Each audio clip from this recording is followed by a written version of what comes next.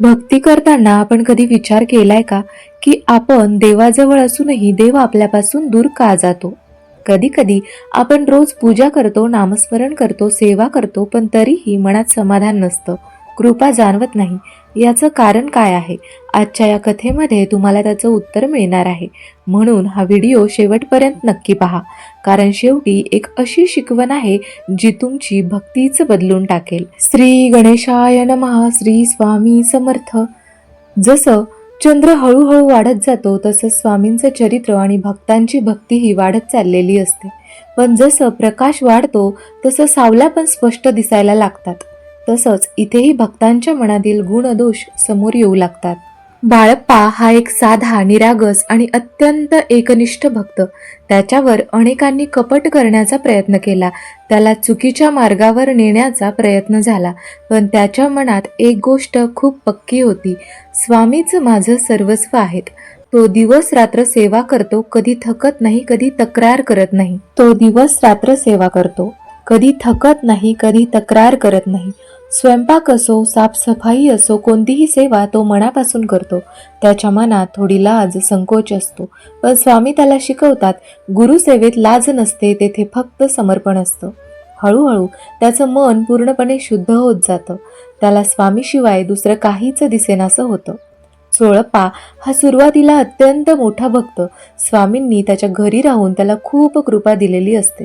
तो अनेक वर्ष सेवा करत असतो, पण हळूहळू त्याच्या मनात एक सूक्ष्म बदल सुरू होतो. तो बघतो स्वामी बाळप्पावर जास्त प्रेम करतात आणि इथूनच त्याच्या मनात एक विचार येतो, मी इतकी वर्ष सेवा केली तरी हा बाळप्पा जास्त प्रिय का?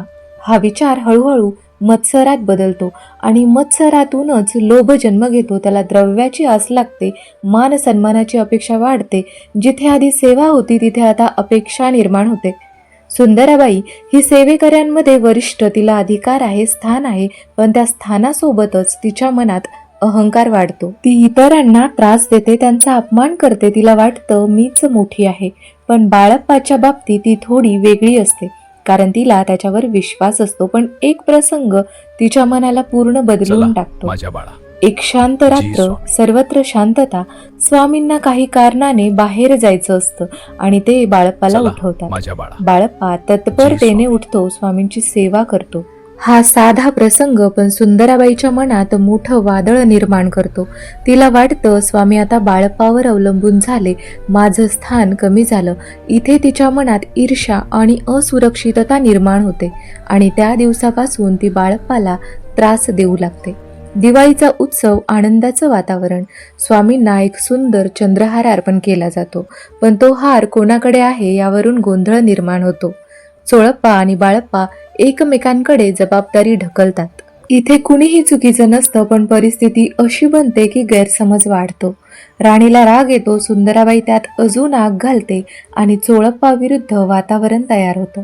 एके दिवशी स्वामी अचानक झोळी घेतात आणि भिक्षा द्या असं म्हणतात. लोक आश्चर्यचकित होतात, पण सर्वजण पैसे टाकू लागतात. क्षणात मोठी रक्कम जमा होते. स्वामी ती झोळी चोळप्पाला देतात आणि म्हणतात, तुझे ऋण फिटले. चोळप्पा खूप आनंदी होतो. त्याला वाटतं माझं भाग्य खुललं, पण त्याला समजत नाही की हा आनंद तात्पुरता आहे, कारण त्या क्षणापासून स्वामी त्याच्यापासून दूर होऊ लागतात. काही दिवसांनी परिस्थिती बदलते. त्याला बाजूला केलं जातं, त्याचं स्थान काढून घेतलं जातं. जिथे तो केंद्रस्थानी होता तिथे आता तो दुर्लक्षित होतो. ज्याच्याकडे द्रव्य आलं त्याच्याकडून कृपा दूर जाते. दरम्यान बाळप्पावर सुंदराबाईंचा त्रास वाढतच जातो. तो खूप दुखावतो. त्याला वाटतं मी इथून निघून जावं. तो स्वामींची परवानगी घ्यायला जातो, पण स्वामी त्याला थेट उत्तर देत नाही. त्याऐवजी त्याला एक संकेत देतात. स्वप्नात त्याला मारुती मंदिर दिसतं. तो तिथे जाऊन साधना सुरू करतो. तो जप करतो, नियम पाळतो, मन स्थिर ठेवतो आणि शेवटी त्याची साधना पूर्ण होते. सुंदराबाई हळूहळू लोभात अडकतात. ती लोकांकडून पैसे घेऊ लागते. स्वार्थ वाढतो. ही गोष्ट दरबारापर्यंत पोहोचते आणि एक दिवस आदेश येतो. तिला अटक केली जाते. ती रडते, आक्रोश करते, पण आता काहीच उपयोग नसतो. स्वामी शांत असतात, कारण न्याय स्वतः घडत असतो. बाळप्पा मात्र शांतपणे आपली साधना पूर्ण करतो. त्याला पगार देण्याची ऑफर येते, पण तो नकार देतो. मला काही नको, मला फक्त स्वामींची सेवा हवी. आणि इथेच तो सर्वात श्रेष्ठ भक्त ठरतो. भक्तांनो, या कथेतून स्वामी आपल्याला खूप मोठी शिकवण देतात. चोळप्पा, भक्ती होती पण लोभ आला आणि तो स्वामींपासून दूर गेला. बाळप्पा, मनात शंका, त्रास, परीक्षा तरीही सेवा सोडली नाही म्हणून तो उंचावला.